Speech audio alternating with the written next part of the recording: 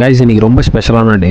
சரூன் foundation 3rd year complete பண்ணி 4th இயர்க்குள்ள enter ஆகிறோம். So இதை சூப்பராக செலிப்ரேட் பண்ணலான்னு சேவாசிரம் ட்ரஸ்ட்டுக்கு வந்து இங்கே இருக்கிற பசங்களோட இந்த டேவை ஹாப்பியாக செலிப்ரேட் பண்ணிகிட்டு இருக்கோம்.